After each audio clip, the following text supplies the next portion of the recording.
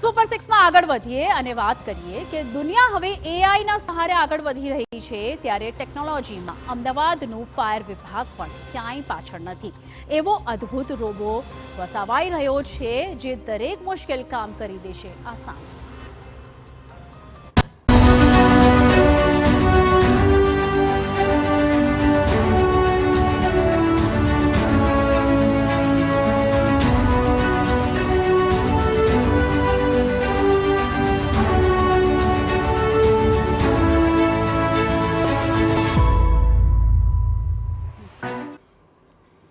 Ahmedabad fire વિભાગ આરઓવી deep tracker robo વસાવવા જઈ રહ્યું છે.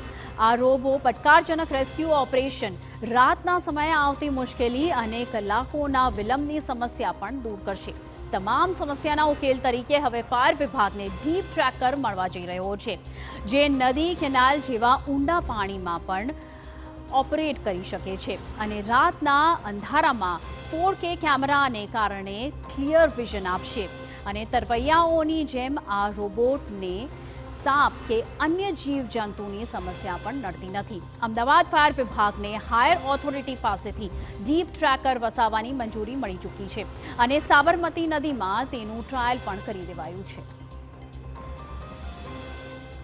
એ 200 મીટર સુધી પાણીની અંદર જઈ શકે અને 100 કિલોનો ડેડ બોડી અથવા લાઈવ બોડીને ઊંચો કરી શકે, 120 ફૂટની આસપાસમાં સર્વેલન્સ કરી શકે એવું આ ટેકનોલોજી છે, જેનું લાઈવ ડેમોન્સ્ટ્રેશન અમદાવાદ ફાયર બ્રિગેડે લીધેલું છે.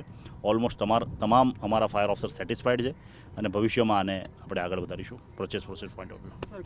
જે અમદાવાદ ફાયર બ્રિગેડની હંમેશા Gujarat state police, IB, CBI, NSG લોકો હેલ્પ માગતા હોય છે કે કોઈ પણ એમના સસ્પેક્ટ્સ પાણીની અંદર ફસાઈ જાય, પાણીની અંદર કોઈ આરોપી દ્વારા નાખવામાં આવે તો અમદાવાદ ફાયર બ્રિગેડના જે અમારા સ્વિમર્સ છે, ડીપ ડાઈવર છે, તે લોકો અંદર સર્ચિંગ કરવા માટે જાય છે. એને પણ આ એક ટેકનોલોજી હેલ્પફુલ થશે.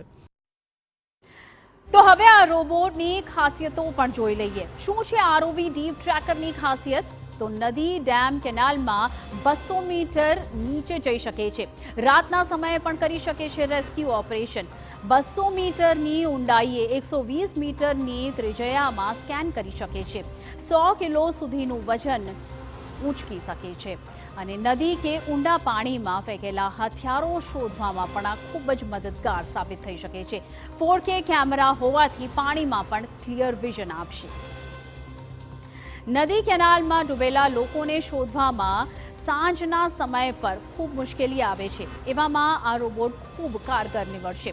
કોઈ વસ્તુ શોધવામાં પહેલેથી જ ખાતરી કરી શકાય છે કે ઓબ્જેક્ટ્સ ક્યાં છે. ગુનેગારોએ નદીમાં ફેંકેલા હથિયારો પણ આ રોબોટ શોધી કાઢશે. આ રોબોટ મોટી મુસીબતમાં કામ આવે છે. મોરબીમાં દુર્ઘટના બાદ NDRFની બચાવ કામગીરી માટે પણ હાઈટેક ડીપ ટ્રેકર મશીનની મદદ લેવામાં આવી હતી. સાબરમતી નદીમાંથી મોબાઈલ શોધવામાં પણ મદદ લેવાઈ હતી. વર્ષ 2021માં NDRF સાથે રણજીત સાગર ડેમમાંથી મૃતદેહ શોધવામાં મદદ લેવાઈ હતી અને પાટણમાં પણ અંડરવોટર સર્ચ દરમિયાન પોલીસે મદદ લીધી હતી. એટલે આ રોબોટ હવે પારસમણી સાબિત થવાનું છે.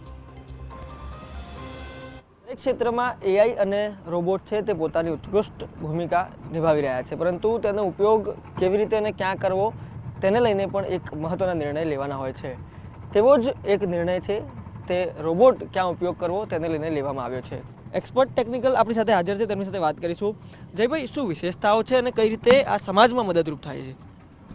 સર, આ મશીન જે છે એ 200 મીટર પાણીની અંદર જઈ શકે છે. પાણીની અંદરથી 100 કિલોનું કોઈ બી વજન, કોઈ બોડી કે કોઈ વસ્તુને ઉચકીને ઉપર લાવી જઈ શકે છે.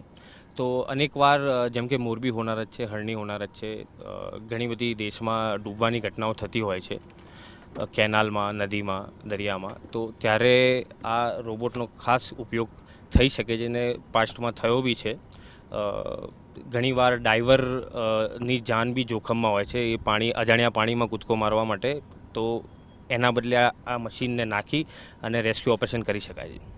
ખાસ કરીને રાતનો સમય છે તે ખૂબ ક્રિટિકલ માનવામાં આવે છે. આવા સમયે રેસ્ક્યુ ઓપરેશન માનવ રીતે અટકી જતા હોય છે, ત્યારે આ કેટલું મદદરૂપ થશે? બિલકુલ સર, આમાં 2000 લ્યુમનની લાઇટ લાગેલ છે, જોડે જોડે મલ્ટીબીમ સોનાર રાખેલ છે, એટલે રાતે બી કેટલા બી અંધારામાં આ કામ કરી શકે છે. ગંદાથી ગંદા પાણીમાં મલ્ટીબીમ સોનાર તમને ઓબ્જેક્ટ ડિટેક્ટ કરીને આપે છે અને લાઇટની મદદથી તમે નજીક જઈ અને તેને ક્લિયરલી જોઈ અને એને ઉચકીને ઉપર લાવી શકો છો.